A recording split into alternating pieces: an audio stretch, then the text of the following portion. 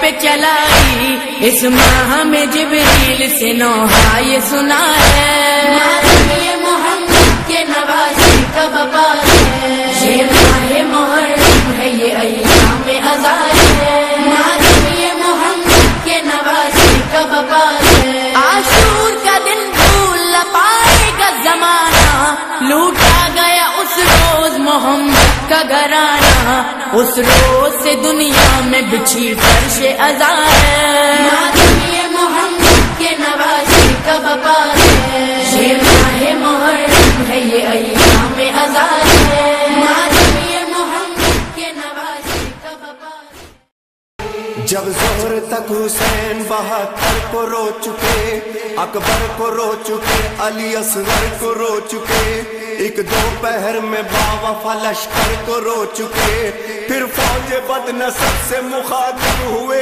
امام، حجت تمام کرتا ہوں سن لو میرا پیام، میں رہوں یا نہ رہوں، میں رہوں یا نہ رہوں، میرا اسلام رہے گا، میرا پیغام رہے گا۔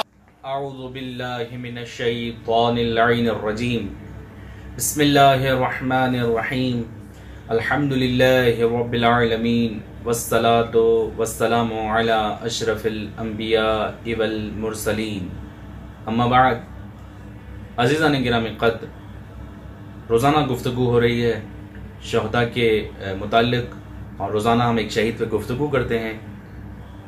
آج ہم جس شہید کے لیے گفتگو کریں گے، آپ امام حسین علیہ السلام کے نہایت عزیز فرزند، اور آپ علیہ السلام رسول خدا صلی اللہ علیہ وسلم کی شبیہ تھے۔ یقیناً میری مراد جناب علی اکبر علیہ السلام سے۔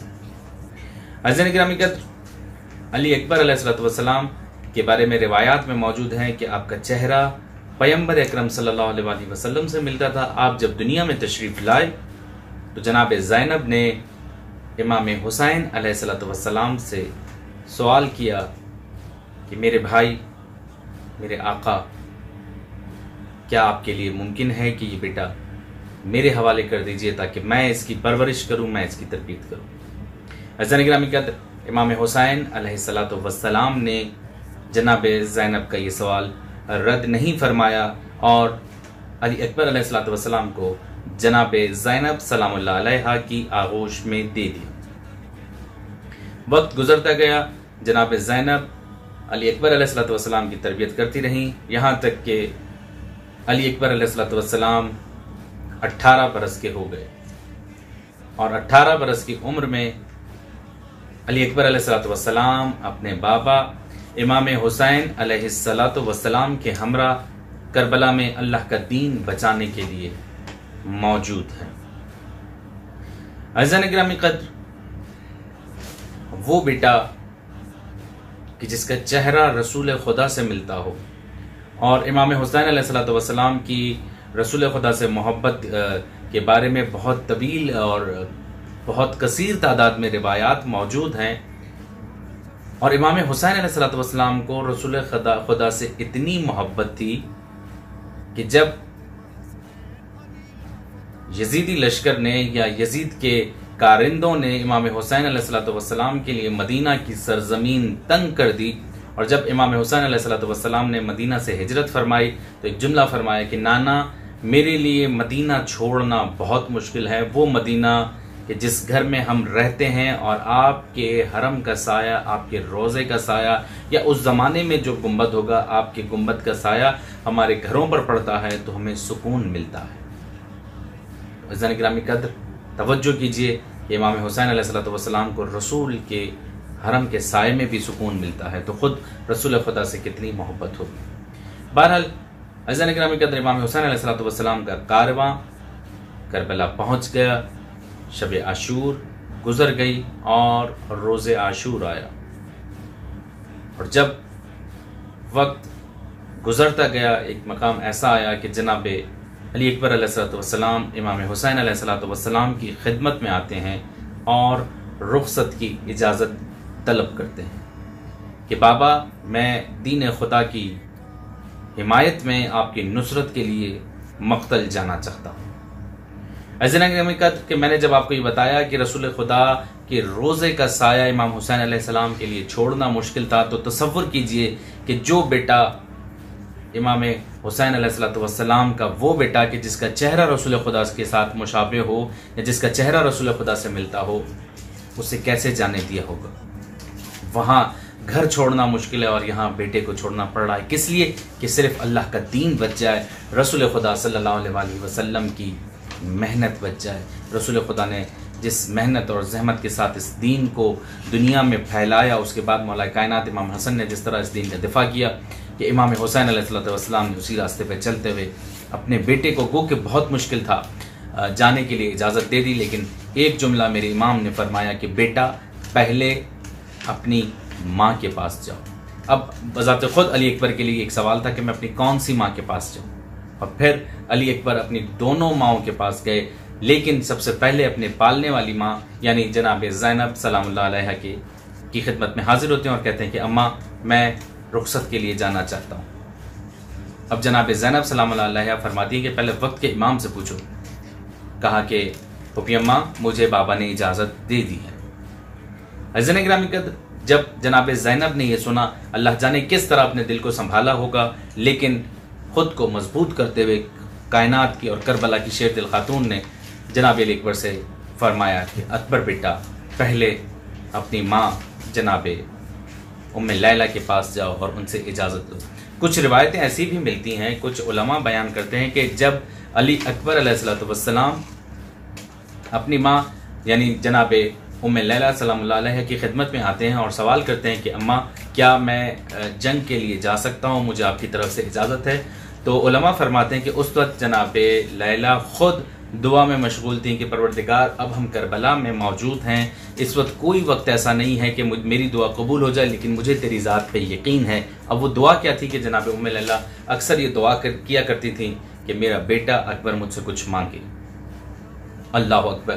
عزیزان گرامی قدر، اب جب جناب علی اکبر آئے اور بی بی ام لیلہ نے یہ محسوس کیا کہ میری دعا کی قبولیت کا وقت یہی ہے، لیکن افسوس کہ بیٹا مانگ بھی رہا ہے، تو مقتل میں جانے کی اجازت۔ علماء فرماتے ہیں کہ علماء ان الفاظ میں اس روایت کو بیان فرماتے ہیں کہ بیٹا مانگا بھی تو ماں سے کیا مانگا؟ موت کی اجازت۔ علی اکبر سے کس طرح ودا ہوئی بی بی، یہ ایک ماں جانے اور علی اکبر جانے، یقیناً ہم نہ تو اس کو بیان کر سکتے ہیں اور نہ ہم اس کو سمجھ سکتے ہیں۔ اس کے بعد دوبارہ جناب زینب سلام اللہ علیہ کی خدمت میں آتے ہیں اور الوداع کہتے ہیں۔ عزیزان گرامی قدر، اس کے بعد امام حسین کی خدمت میں آتے ہیں کہ بابا میں نے اپنی ماؤں سے، پھوپھیوں سے، بہنوں سے وداع کر لیا ہے۔ عزیزان گرامی قدر، اب جب امام حسین سے وداع کیا ہوگا تو اللہ جانے امام نے کیسے اجازت دی، لیکن روایت لکھتی ہے کہ امام کے لیے علی اکبر کو خدا حافظ کہنا بہت مشکل تھا، لیکن پھر بھی امام حسین نے خود اپنے بیٹے کو سوار کیا۔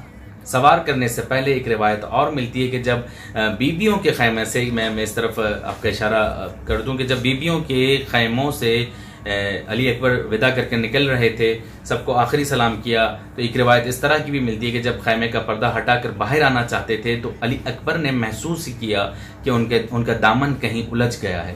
پیچھے پلٹ کر دیکھا تو کچھ نظر نہیں آیا، اس کے بعد دوبارہ جانے لگے تو پھر دامن کہیں الجھ گیا، نیچے جھک کر دیکھا کہ جناب سکینہ علی اکبر کا دامن پکڑ کر کہہ رہی ہیں کہ بھیا مقتل نہ جائیے، میں صبح سے دیکھ رہی ہوں جو جا رہا ہے وہ واپس نہیں آ رہا۔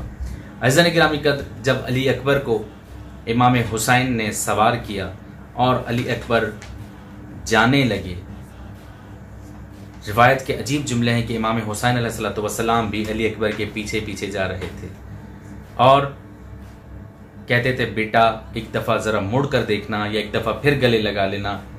تو علی اکبر نے ایک سوال کیا کہ بابا میں صبح سے دیکھ رہا ہوں، آپ جسے اجازت دیتے ہیں اس طرح بے قرار نہیں ہوتے۔ تو امام حسین ایک جملہ فرماتے ہیں کہ جس کا ادراک ہم میں سے شاید کوئی بھی نہ کر پائے۔ امام فرماتے ہیں بیٹا اگر تمہارا جوان اس طرح مقتل میں جاتا تو میں اس وقت تم سے پوچھتا کہ بیٹا اتنے بے قرار کیوں ہو، یعنی امام اس کیفیت کی طرف اشارہ کرنا چاہتے تھے۔ علی اکبر مقتل میں آئے اور علی کے خون نے ایک دفعہ رچ خوانی کی، یزیدی فوجیں ادھر سے ادھر دوڑنے لگیں کہ اب اکبر میدان میں آ گئے ہیں۔ علی اکبر نے اپنی تلوار چلائی. ایک دفعہ پہلے حملے میں علی اکبر علیہ السلام نے 120 اشقیاء کو قتل کر دیا، واصل جہنم کیا. اس کے بعد علی اکبر نے کیونکہ 3 دن کے پیاسے تھے ایک دفعہ پھر خیمے میں آئے اور اپنے بابا سے کہا بابا اگر ایک گھونٹ پانی مل جائے تو میں کربلا کا نقشہ بدل دوں گا آپ کے حکم سے انشاءاللہ. اس کے بعد امام نے فرمایا بیٹا علی اکبر تم جانتے ہو کہ اس وقت پانی میسر نہیں ہے، ہاں تمہارا ایک غریب اور ضعیف باپ یہ کر سکتا ہے اپنی زبان تمہارے منہ میں دے دے. عجیب جملے تاریخ کے، عجیب جملے روایات کے. جب علی اکبر نے امام حسین علیہ السلام کی زبان مبارک اپنے منہ میں لی تاکہ کچھ گلا تر ہو جائے تو دوبارہ جا کے اشقیاء کے اوپر حملہ کیا جائے اور امام حسین علیہ السلام اور دین خدا کی نصرت کی جا سکے. جیسے ہی زبان مبارک امام حسین علیہ السلام کو منہ میں لیا، علی اکبر نے ایک آواز بلند کی بابا آپ کی زبان تو مجھ سے زیادہ خشک ہے. اللہ اکبر. اس کے بعد امام حسین علیہ السلام نے اپنی انگشتر مبارک علی اکبر کو دی اور فرمایا کہ بیٹا اسے اپنے منہ میں رکھ لو. اس کے بعد علی اکبر جب دوبارہ مقتل میں گئے تو 80 اشقیاء کو اور کل ملا کر 200 اشقیاء کو واصل جہنم کیا. اور کس انداز سے لڑے امام حسین کی لال. لیکن حرملہ کا عمر ابن سعد کا لشکر ہے اور پھر طویل فوج ہے. ایک دفعہ ایک گرز برچھی علی اکبر کی طرف اس رفتار سے آئی کہ علی اکبر علیہ السلام کے جگر میں پیوست ہو گئی. جیسے ہی علی اکبر کے جگر میں یہ برچھی لگی اور خون کا ایک فوارہ جاری ہوا، علی اکبر نے ایک آواز بلند کی بابا اکبر کی مدد کیجیے. بابا آپ کا اکبر زین سے زمین پر آ گیا. اللہ جانے امام حسین کس طرح اپنے جوان کے لاشے پر آئے ہوں گے، لیکن روایت میں لکھا ہے کہ امام حسین علیہ السلام زمین پر بیٹھ کے اور بڑی مشکل سے امام حسین علیہ السلام اپنے لال کے لاش مبارک پر آئے. بعض روایت میں ہے کہ عمر ابن سعد نے کہا کہ حسین خود کو اتنا بہادر سمجھتے ہو، خود کو اتنا مضبوط سمجھتے ہو تو اپنے لال کے جگر سے برچھی نکال کے دکھاؤ. یقیناً ایک مشکل مرحلہ تھا، لیکن امام حسین علیہ السلام نے برچھی میں جیسے ہی برچھی کو پکڑا، وہ بچی جو امام حسین علیہ السلام کے پیارے فرزند کے جگر میں پیوست تھی، برچھی میں ایک ہاتھ رکھا اور نجف کی طرف منہ کر کے فرمایا اے بابا علی اپنے غریب بیٹے کی مدد کیجیے. اور پھر ایک دفعہ برچھی کو کھینچا. روایت کے الفاظ ہیں کہ برچھی آدھی ٹوٹ گئی جگر علی اکبر میں اور آدھی برچھی باہر آئی. اللہ جانے امام حسین نے، دوبارہ کہہ رہا ہوں کہ اللہ جانے امام حسین نے وہ برچھی کیسے نکالی اور پھر کس طرح گنجے شہیداں کی طرف امام حسین اپنے بیٹے کو لائے. عزیزان گرامی قدر، یہ ہیں وہ شخصیات، یہ ہیں وہ ہستیاں. اور پھر ایک روایت اس طرح کی ملتی ہے کہ جب امام حسین علیہ السلام علی اکبر کے لاش مبارک پر آئے تو دوسری طرف جناب زینب خیمے سے تھوڑا سا باہر نکلی، بے قرار ہو گئی کہ جس کو 18 سال میں نے پالا اس کے جگر میں برچھی. امام حسین علیہ السلام نے فرمایا بہن زینب جب تک میں ہوں خیمے سے باہر نہیں آنا. جناب زینب نے پوچھا اکبر کی خبر دیجئے بھیا، تو امام حسین علیہ السلام نے فرمایا بہن زینب صبر کرو، انا للہ و انا الیہ راجعون. بس عزیزان گرامی قدر، پروردگار عالم سے دعا گو ہوں کہ مالک ہم سب کو امام حسین علیہ السلام کے راستے پر چلنے کی توفیق عطا فرمائے. والسلام علیکم ورحمۃ اللہ. اس ماہ میں لوٹی گئی زہرا کی کمائی، تلوار محمد کے نوازے پہ چلائی. اس ماہ میں جبریل سے نوحہ یہ سنا ہے، یہ محمد کے نوازے کا وبال ہے. یہ ماہ محرم ہے، یہ ایام ازال ہے. یہ محمد کے نوازے کا وبال ہے. عاشور کا دن بھول نہ پائے گا زمانہ، لوٹا گیا اس روز محمد کا گھرانہ. اس روز سے دنیا میں بچھی فرش ازاں ہے.